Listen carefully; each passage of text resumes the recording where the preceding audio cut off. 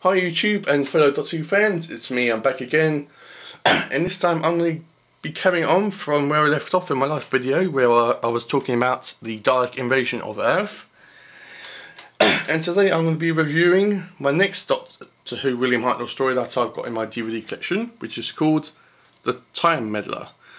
And this one's very highly regarded by fans, and most fans like this one. I'm yet to come across anyone that doesn't like this story. Don't let the poor cover design put you off as well, guys, because if you're like me and you like Doctor Who covers that have got really flashy covers, and you tend to put these ones aside, I've got more plain and less interesting covers. Don't do that, trust me guys, because it doesn't mean that them episodes are bad. It's just that the cover designs are bad. But The Time Meddler is a real good story. Apologies for that. There's a nice green truck going by. The cover's got a bit of green tinge to it. It's really, really good. It shows Stephen, the Doctor's companion, for the very first time, alongside Vicky, who actually came into the story in the Rescue and departed in the Mythmakers. The Doctor and the companions are really, really good and amazing, but the one who really stands out is the character who plays the meddling monk, and I don't know who the actor is, but he stars in a lot of the Carry On movies. So yeah, let's just get started, shall we? On the cover we've got an old BBC DVD logo up there, the Doctor Who logo, the Time Meddler. On the cover we've got a numerous amount of stuff. We've got the Doctor here studying a Viking helmet. We've got the meddling monk looking meddling there. We've got the TARDIS on the right, and in the background we've got a Viking ship. And in the background here we've got a picture of the monastery and the villager's village. And in the further background you've got cliff tops and ocean and plants and sky. It's a PG story. There's a picture of William Hartnell, the William Hartnell years, 1963 to 1966. This is a single-sided cover as well, guys, so there's nothing on the it's blank on the other side, which kind of sucks, as I would love the logo to be purple. On the spine, that's the spine there, very average. Got BBC logo there and the 2 Entertain logo there. On the reverse we've got a series of images from the episode, as you usually do. Doctor Who starring William Hartnell, The Time Meddler, by Dennis Spooner. A short blurb tells you what the story is about, special features. And this was originally broadcast on BBC One between the 3rd and the 24th of July 1965. It was produced obviously by Verity Lambert and directed by Douglas Camfield. And it's exactly 100 minutes long. 100 minutes. If you open it up, we've got this there. It's exactly the same as the cover. And we've got a booklet here, as you usually do in the Doctor Who Classics DVDs from Region 2. On the cover we've got, it just tells you about the production notes. On the back it has the chapter points. It's a 4-part adventure, so you can watch it in about 1 or 2 nights. I'll watch it in about 2 nights. And inside you got information about the commentaries and some information about the special features. So let me just read to you what it says on the back. The Doctor lands on the Northumbrian coast, where new companion Stephen discovers a Viking helmet, and the Doctor deduces that they must have arrived in the 11th century. Stephen remains sceptical, especially when he and Vicky encounter what appears to be a Saxon hunter with a modern wristwatch. Who is this mysterious monk observing the time traveller's every move, and why is he so interested in the outcome of the Battle of Hastings? The meddling monk is the one that stands out the most. As I said, the Doctor and his companions are amazing, but the monk stands out the most.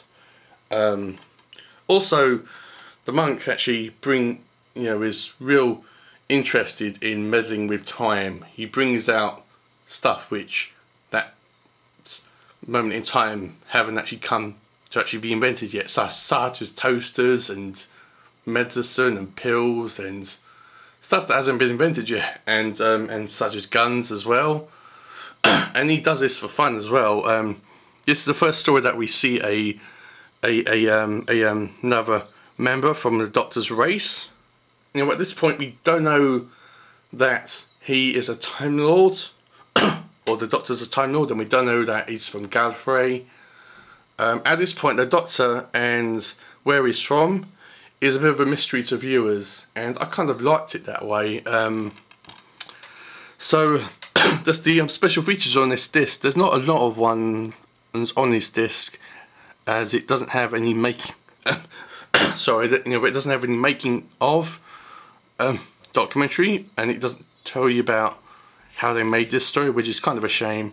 But I mean, what it does it has Verity Lambert, Arbitrary, a concise essay looking back at the career of Doctor Who's co-creator, and that just has on the screen a bunch of words about Verity Lambert, kind of like a book on the screen. It's interesting. It's not too long. It's about 6 or 7 pages long, but it's really interesting. It's got quotes from William Hartnell and Sidney Newman about Verity, and it's really interesting, especially if you would like to get some know or research Verity Lambert. What else? Got the last 12 seconds. A small part of the episode 4, or part 4, is still missing, and this short item uses an off-air audio recording and the original script to place the missing 12 seconds in context. Yeah, that's okay. It just tells you about these 2 people getting killed. That was it, basically. It doesn't ruin any of the story, but it's interesting to watch. It's only missing 12 seconds. Restoration, a feature showing the techniques used in the restoration of the story. That's actually kind of interesting. Stripped for Action, the First Doctor, a look back at the Doctor's colourful comic strip adventures, and that is a real good and interesting documentary. It tells you about the Doctor in the comic strips, especially William Hartnell's time in comics. And I really find that really interesting when they talk about Doctors in comics, and it's really, really good, especially if you're into comics or you would like to get into Doctor Who comics. That's a real good thing to watch. And interesting too, what else? We've got Verity Lambert Gallery, a collection of photographs, which is like a slideshow of pictures of Verity Lambert, but I wish that they would have put a background music or theme to it, as it's just a silent slideshow and it gets a bit boring after a while. But it isn't that long. It's about 2 or maybe 3 or 4 minutes long. Not very long. What else? We've got a photo gallery, which is always interesting to watch. We've got a coming soon trailer, which I'm pretty sure, don't quote me on this, but I'm pretty sure it's for the 5 Doctors. I'm not sure if that's right, but that's what I think. As I said, the Time Meddler is one that every fan from the classics, that's actually collecting the classics, should have in their collection.